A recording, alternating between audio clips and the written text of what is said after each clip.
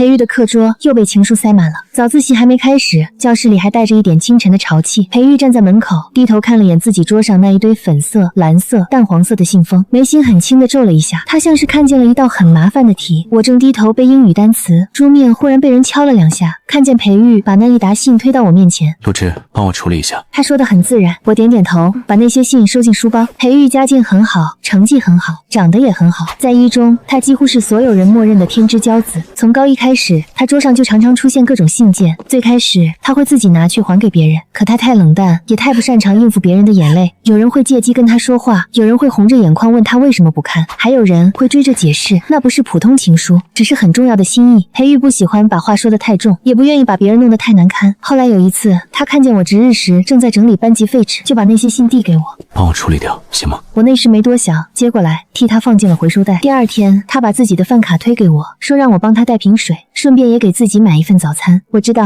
那不是单纯的跑腿费，他大概早就看出我家里不宽裕，我的校服洗得发白，毛衣袖口起球，笔袋里永远只有几支快用秃的笔。午饭我也常常只买最便宜的素菜，有时候干脆说自己不饿。培育很聪明，他看见了却从来不拆穿，他只是找一些小事让我帮忙，再用很自然的方式把那点照顾递到我手里。我一开始很抗拒，可他给的太平静了，像是我们之间真的只是互相帮了一个小忙。于是久而久之，这件事成了我们之间不用明说的默契。他让我帮他处理信件，顺手带资料，偶尔买水。他给我饭卡、习题册或者一份热腾腾的早餐。我需要那些东西，也需要他留给我的那点体面。那天晚上，我原本准备像往常一样把情书统一送到回收箱旁边。楼道的灯有些暗，风从窗缝里吹进来，吹得信封边缘轻轻晃动。我翻到最底下时，忽然停住了。那封信很干净，白色信封上写着培育的名字，落款是沈寒秋。沈寒秋是半个月前转来的女生，就在我们隔壁班。她入学那天就被人发到了校园墙上。照片里，他穿着白色校服外套，长发垂在肩头，站在银杏树下，抬头看教学楼，干净漂亮，像青春电影里才会出现的人。没多久，他就成了一中的新校花。连培育这样对什么都不太在意的人，看见他时也曾淡淡评价过一句：他很优秀。前2天，我还听见培育的朋友问他：你这么难追，到底喜欢什么样的女生？培育站在走廊栏杆旁，低头转着笔。闻言，他漫不经心地笑了下。沈寒秋那样的吧？那句话我记了很久，所以此刻看到沈寒秋写给他的信时，我攥着信封，在昏暗楼道里站了很久。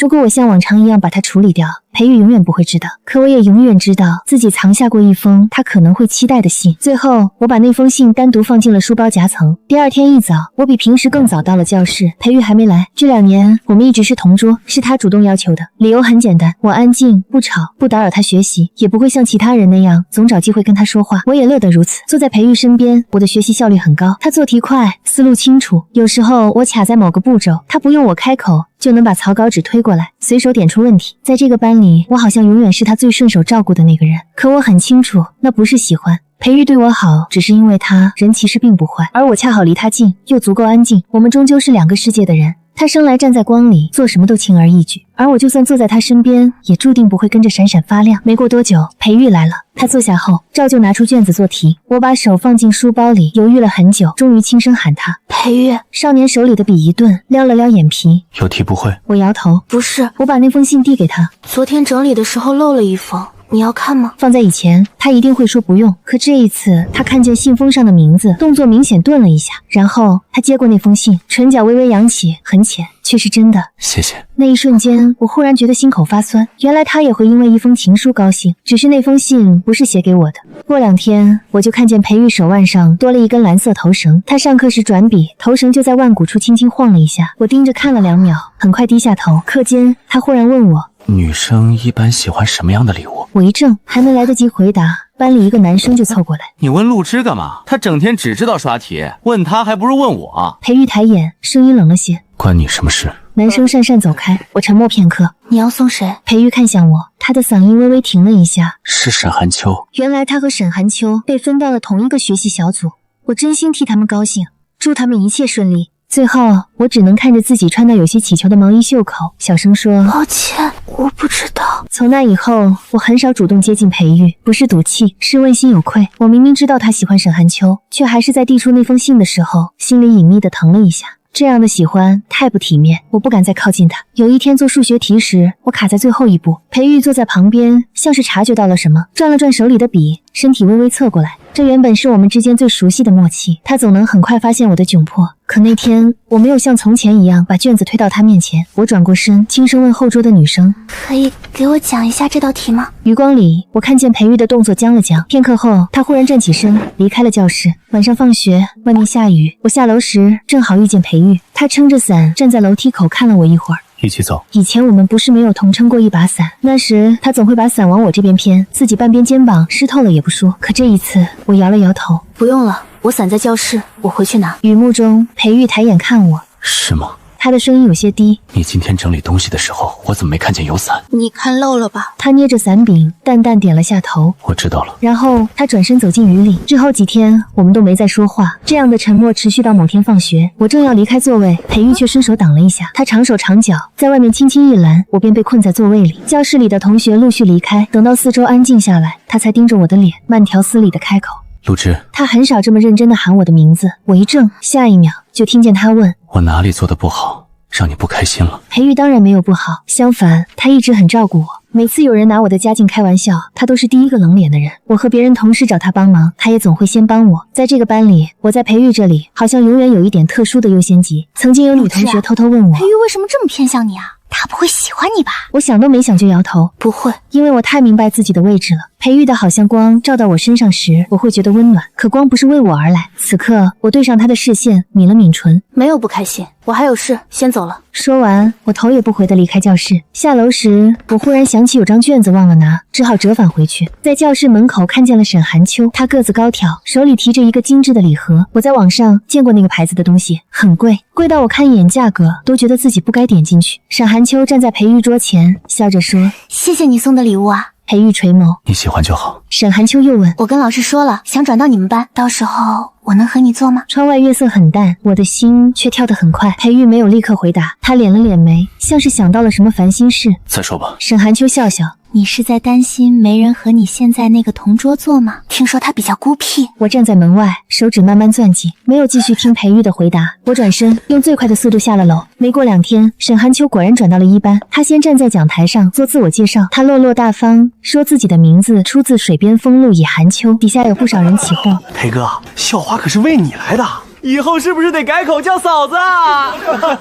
少说2句，别让人尴尬。正好这时，班主任从门外进来，看了一圈教室。第一排还有个空位，沈寒秋，你坐周家树旁边。教室瞬间安静，整个一中都知道周家树是个不太好接近的人。他家境很好，性子散漫，来学校向来补觉，虽然不惹真正的大事，但上课睡觉、迟到、翘晚自习都很常见，没人敢惹他，也没人愿意和他坐一起。窗外起了风，我看了一眼身旁的裴玉，他抬起眼皮，似乎正要说些什么。抢在他之前，我站了起来：“老师，我有些看不清黑板，可以和沈寒秋换吗？”我素来沉默少言，这是第一次主动站起来说话，比起被裴玉亲口说出来，我宁愿自己先一步成全他。班主任想了想，可以。可就在这时，裴玉手里的笔忽然掉在地上，他没急着捡，而是偏头看向我，目光里带着一种我看不懂的冷意。你最近这么反常，不会是因为周家树吧？原来在他看来，我主动离开不是因为难过，也不是因为想成全，而是因为另一个男生。我沉默片刻，跟他无关。我收拾好东西，又轻声说了一句：“这些日子谢谢你。”这句话听起来像道别，事实上也确实是道别。裴玉轻轻扯了下唇，偏过头，我抱着书去了第一排。周家树趴在桌上，听见动静，懒洋洋抬眼看我。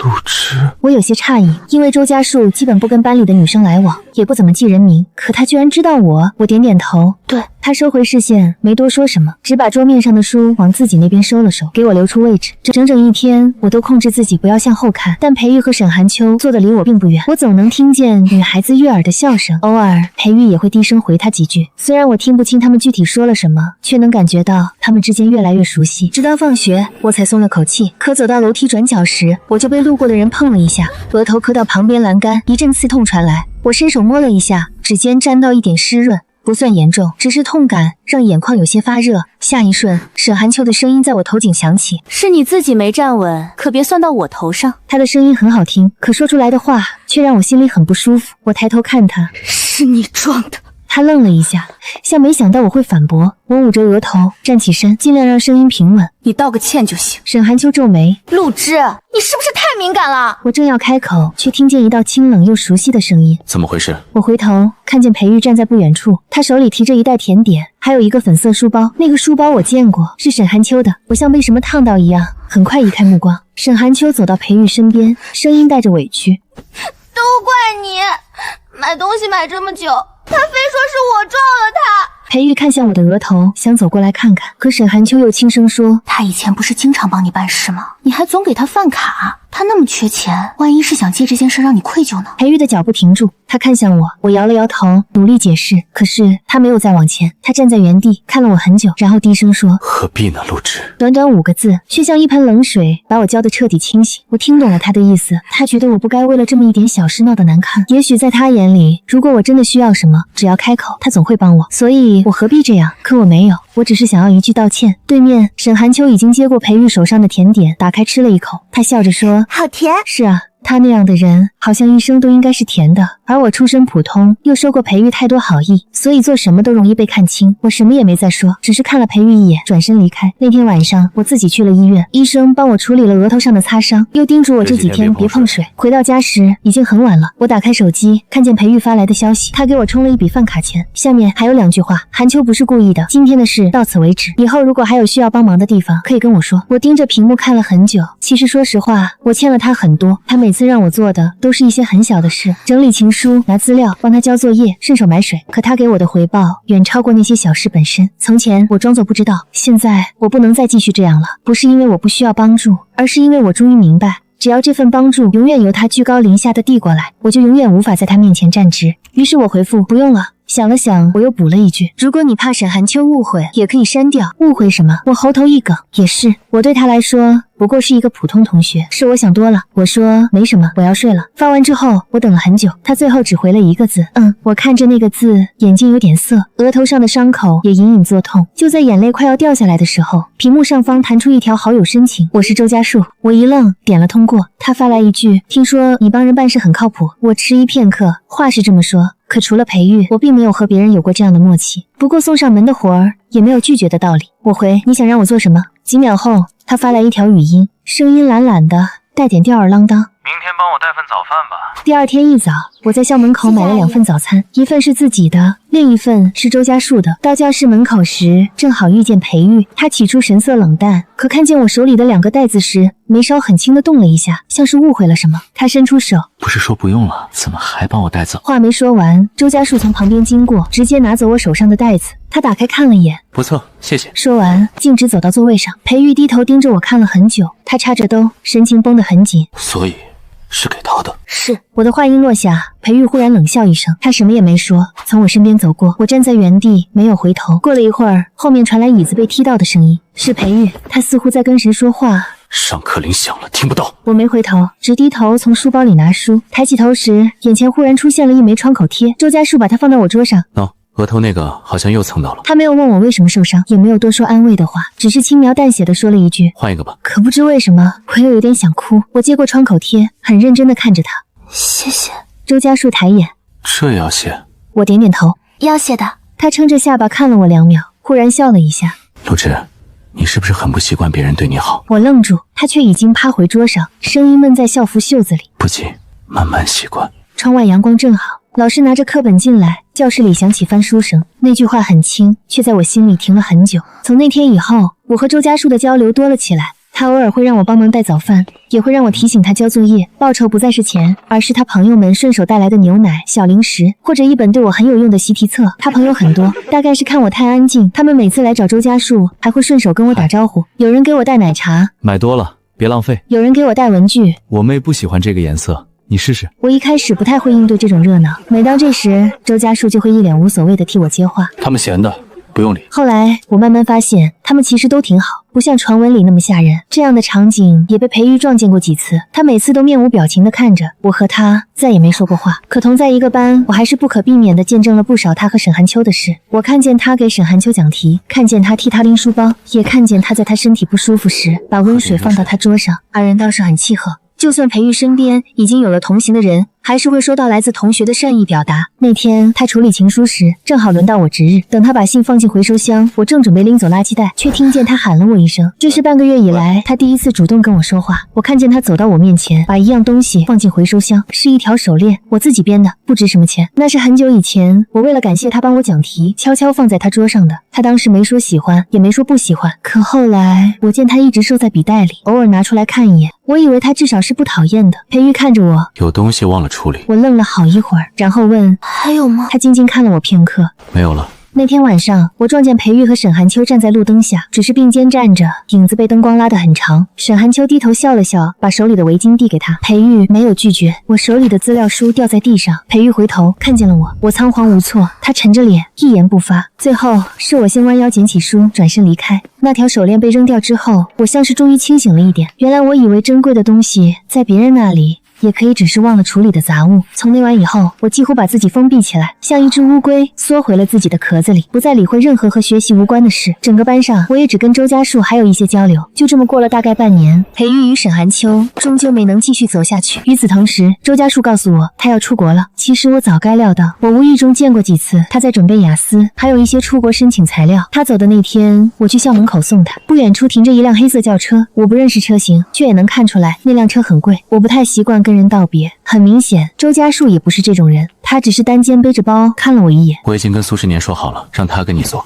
苏玉年是周家树的朋友，性格开朗，为人仗义。闻言我有些感动。你连这个都安排了？周家树挑眉，怕你又缩回壳里。我低下头小声说谢谢。他说陆之，你不用总说谢谢。我抬头看他，周家树难得认真了些。别人对你好不一定都是交易，你可以慢慢习惯。我怔住，那句话和他当初递给我创口贴时说的不急连在一起，像一条很细的线，把我从那种自卑又敏感的泥沼里慢慢拉了出来。他离开后，我转身准备回教室，却看见不远处站着裴玉。他不知道在那里看了多久，好在这个距离，他应该听不到我们说了什么。我假装没看见，径直往前走，可他在我身后问了一句：他离开，你就这么舍不得？我停下脚步，他又问：你们在一起了？我摇头，没有。裴玉沉默片刻，你可以回来坐。他与沈寒秋彻底疏远了，继续坐在一起确实尴尬。这个时候他想起我并不奇怪，可说到底我们已经回不到以前了。我转过头，周家树离开前已经帮我找好了新同桌。裴玉直直盯着我，过了好一会儿，他近乎嘲讽地笑了笑。这样说完，他没有回教室，而是转身出了校门。我看着他的背影，很久才收回视线。回到教室时，我却看见沈寒秋站在我的座位前，手上拿着一个笔记本，上面是我的字迹，写着裴玉的名字，后面还画了一个很小的爱心。说实话，我已经想不起来这是多久以前写下的东西，可看到他被摊在众人面前那一刻，我还是险些站不稳。沈寒秋红着眼眶，声音发颤：陆芷一直对裴玉抱有好感，他明知道我和裴玉相处亲近，却还假装毫不知情。一时间，所有人都望向我，我张了张嘴，却说不出话，还能怎么解释？说我比他更早认识裴玉，说我喜欢裴玉的时候，他身边还没有别人。就在这时，苏玉年走过来，挡在我身前，他看向沈寒秋，语气很冲：有完没完？一个不知道谁翻出来的本子，值得你在班里闹成这样？再说了，陆之喜欢的人是周家树，你少往他身上扣帽子。这句话一出，周围瞬间安静，有人小声问我：是真的吗？你和周家树在一起啦？我的身体变得很僵，不知道该怎么回答。就在这时，我看见裴玉从门外回来，他站在门口，眼眸漆黑，正一动不动地看着我。沈寒秋身边也围着不少安慰他的人。如果我否认，所有目光又会落回我喜欢裴玉这件事上。我不想再成为别人故事里的笑话。许久，我点了点头。晚上，我收到周家树的消息，白天的事苏雨年跟我说了，你不用有负担。我盯着屏幕看了很久，回对不起。他很快回复：有什么好对不起的？我又不吃亏。顿了顿，他又发来一句：下次有人问你就大方点，承认。我忍不住笑了一下。可没过多久，我发现裴玉把我的微信删掉了。因为周家树的缘故，后来没人再提过笔记本的事。那个写了裴玉名字的本子被我拿回家，放进了抽屉最深处。裴玉也和沈寒秋彻底分开了，他变得越来越冷漠。唯一不变的是，他始终稳坐年级第一。我也开始心无旁骛，脑子里只剩学习。高考那年，我状态还不错，分数出来那天，我接到周家树的电话，他问准备去哪儿？我说清大吧。他笑了一声，说完，他忽然提起以前的事。其实我早就注意到你了。我愣住，什么时候？最开始你只是裴玉的同桌。其实我跟裴玉认识很多年了，家里长辈也熟，但我们玩不到一起。他那个人太傲，很少看他对谁那么耐心。我握着手机没有说话。周家树继续道：有天下雨，我看见你们共用一把伞，那时我就在想，他应该喜欢你。我下意识否认：不是的。那时裴玉喜欢的是沈寒秋。周家树啧了一声：那就不是吧。他说的很随意，却又像并不完全认同。片刻后，他话锋一转：不过为了避免你被别人抢走，我是不是得做一回小人？我愣住，然后听见他问：我们的谣言传了那么久，要不要考虑坐实一下？窗外恰好有人放烟花，我抬头看了很久。电话那头，周家树没有催我，只静静等着我的答案。这半年里，他从来没有逼我承认什么，他只是替我挡住难堪，告诉我别人对我好不一定都是交易。他和裴玉不一样，裴玉给我的好总让我觉得自己站在低处，必须小心翼翼接住，而周家树给我的好是平视的，他没有把我当成需要怜悯的人，他只是把我当成路枝。等到烟花停了，四周重新安静下来，我终于轻声说：好啊。就这样，我和周家树在一起了。他每隔一段时间就会回国看我，不过这事没刻意告诉别人，毕竟在所有人眼里，我们早就在一起。再官宣什么的，好像也没必要。大学开学前2天，我刚从兼职的咖啡厅回来，就接到苏雨年的电话。他开口就是一句：完了，我好像闯祸了。怎么了？刚才我们几个高中同学聚餐，裴玉也在，他问了点你和周哥的事儿。我喝多了，脑子一抽就说漏了。说你们高中那会儿其实没在一起，他听完脸色就变了，然后急匆走了。我怀疑他去找你了。不得不说，苏玉年的直觉很准。挂掉电话，我刚走到小区楼下，就看见了裴玉。他站在路灯旁，神色紧张，又带着一点说不清的欣喜。看到我，他走过来，声音很哑：陆之，有什么事吗？不知不觉，我们上次面对面说话，已经是周家树出国那天。那时他说我可以回去和他做同桌，我拒绝了。而此刻，他看着我，喉头轻轻滚动。为什么不早告诉我？我正要开口，他却先一步说下去：我知道你报了清大，我就在隔壁京大，给我一点时间，我慢慢追你，好吗？这一瞬间，我差点以为自己听错了，可我很快回过神。裴玉，我已经和周家世在一起了。他皱眉：我知道，高中那时候是假的，之前确实是假的，可现在是真的。他像是没听进去。陆之，你不用再骗我。他说着，把手机拿出来，把我加回来。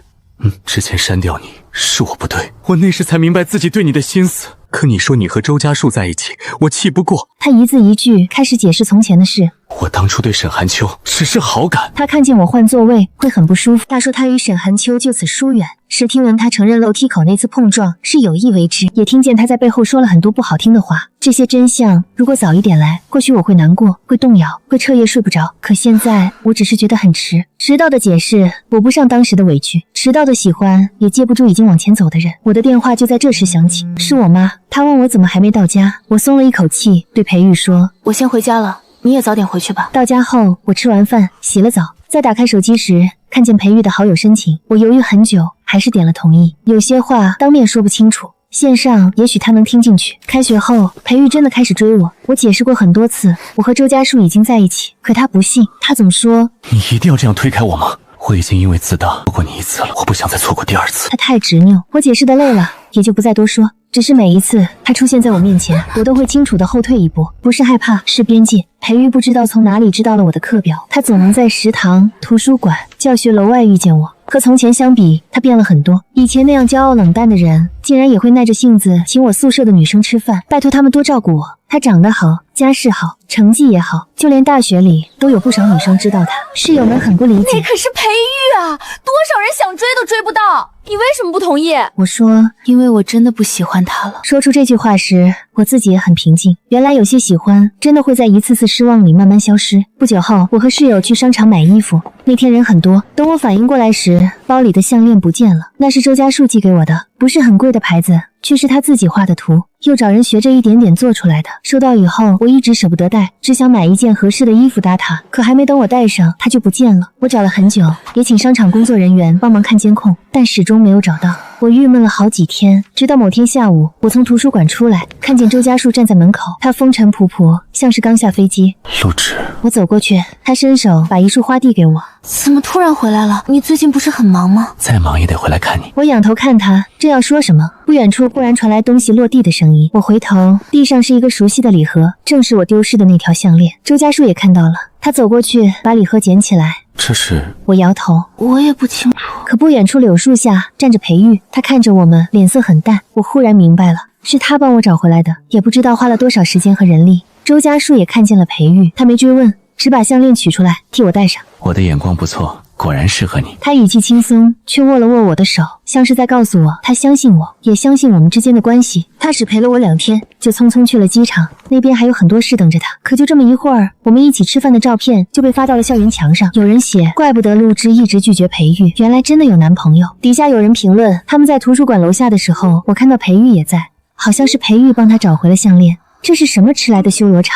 最后才有人提起裴玉。你项链那事儿是我告诉他的，他好像找了挺多天，我感觉他对你挺用心的，当不了情侣也可以当朋友吧。我说好，但他不知道我和裴玉做不成朋友了。当晚我看着和裴玉的聊天界面发了很久的呆，自从重新加上微信后，几乎都是他单方面给我发消息，我很少回复，我的手指在屏幕上停了许久，最后发了一句，以后你还是不要来找我了。发完过了很久，裴玉才回复，给我发好人卡。我说不是这个意思，他没有回。思索片刻，我又补了一句，项链的事谢谢你。直到凌晨3点他才回。之后裴玉真的没有再来找过我，但我偶尔还是会听说一些他的事，知道他参加竞赛拿了奖，知道他又恢复成那个意气风发的裴玉，也知道他后来谈过恋爱，但都不长久，而我们再也没有见过。大2那年，我开始在网上帮人设计图纸，最开始只是接一些简单的小单子，后来做得越来越顺，竟也攒下不少钱。有一天，我托人要到了裴玉的银行卡账号，给他转了一笔钱。那2年里，他在我身上花过不少，虽然对他来说那可能并不算什么，可我一直记到了现在，不是因为我还惦记他，而是因为我想把曾经那个总是低着头接受照顾的陆之真正带出来。赚完钱的第2天晚上，我收到他的消息，收到了。过了几秒，又来一句两清了。我看着那3个字，心里忽然很轻，像是终于彻底告别了那段晦暗敏感，总觉得自己低人一等的岁月。毕业没多久，周家树回了国，开始接手家里的企业，我也找到了合适的工作。我们谈了4年异地恋，不算短，也不算太长。等一切稳定下来，他向我求了婚。那天他带我回家见父母，车停在别墅门口时，我还在紧张。周家树牵住我的手，他们都很好。我点点头。可刚走到门口，我看见了裴玉，他斜靠在门边，正在低头看手机。听见脚步声，他抬起头，视线从我身上停留一瞬，又很快移开。周家树先打招呼：“陪伯母过来看我妈，怎么不进去？”裴玉收起手机：“我还有事，等会儿就走。”我这才想起周家树以前说过，他们2家父母是认识的。树影斑驳，裴玉拿着车钥匙从我身边经过，擦肩而过的那一瞬，他忽然问：“听说你们要订婚了？”我点头。对，他的眼神很深，看不出什么情绪。片刻后，他说：“恭喜。”这一次我没有慌乱，也没有心痛，只是很平静地看着他。谢谢。裴玉离开后，周家树握了握我的手。还好吗？我笑了笑，挺好的，是真的挺好。年少时，我曾经以为喜欢一个人就是在雨天等他一把伞，是在他桌上放一条自己编的手链，是听见他说别人的名字时偷偷难过很久。后来我才知道，真正好的感情不该让人总是怀疑自己是不是不够好，也不该让人用自尊去换一点偏爱。裴玉曾经照亮过我一段很灰暗的青春，可他也曾让我明白，站在光旁边并不等于自己也被照亮。而周家树不一样，他没有一开始就带着光出现，他只是递给我一枚创口贴，告诉我不用总说谢谢。他让我慢慢知道，别人对你好不一定都是交易，我也可以被认真选择，可以坦然接受，可以不再低着头走路。订婚那天天气很好，周家树站在我身边，笑得有点得意。苏玉年在旁边起哄：“我就知道你俩迟早成。”人群很热闹，我抬头看见花园边的栀子花开了，白色的，小小的，却很香，像那段青春里所有没有说出口的心事，也像终于走到阳光下的我。后来有人问我，如果当年裴玉早一点回头，你会不会选他？我想了想，不会。不是因为他不够好，而是有些错过，并不是回头就能弥补。年少时的心动很珍贵，可成长更珍贵。我不想再做谁身边那个安静、懂事、随叫随到的同桌，我想做我自己，做一个可以被平等喜欢，也可以坚定选择别人的陆之。